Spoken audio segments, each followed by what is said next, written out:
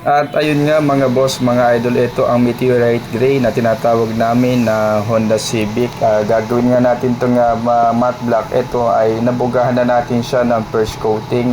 Dito sa right side na to binubugahan natin. Tapos doon ay lilipat tayo sa kabilang side kasi hindi pa natin nabubugahan yung kabilang side. Ito sa likod, nabugahan na rin natin. Kung mapapansin nyo, may primer pa rin kapraso. Ayan, binubugahan na namin. Pagkatapos niyan ay make sure natin talagang wala ng husky kasi malakihan tong binubugahan natin, hindi katulad ng mga flaring ng motor na medyo maliit lang at na hindi mag-husky kasi dito sa may sasakyan malapad ang mga panel kaya nag-husky ito. Ito magse-second coating na tayo niyan. Ayan, magse-second coating na tayo niyan para ma-make sure natin na talagang nakatakip na lahat ng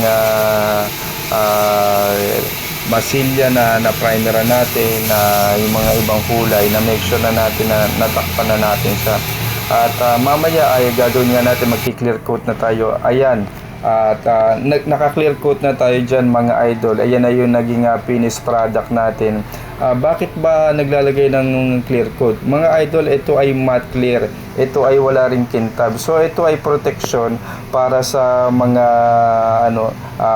hindi maganda kasi pagka walang matte clear kasi may magkakaroon siya o magpe-fade ka agad o mabilis kumupas ang sasakyan pagka wala pong clear. Ito ay ginagamit dating matte clear ay wala naman tong kintab.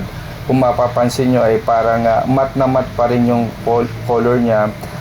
Ito yung ginamit natin para may protection pa rin yung sasakyan na ginawa natin. Kailangan talaga ng matte clear. Huwag po kayo maniniwala na hindi dapat lagyan ng matte clear. Ito po yung ginamit namin mga idol. Ayan. K92 na kulay, gayon din K92 na thinner ang ginamit namin. Ito yung top coat mga idol.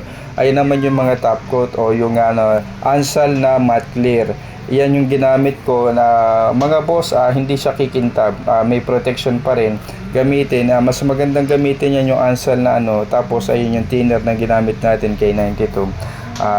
So kung meron kayong katanungan mga idol ay comment lang kayo below. Thank you po.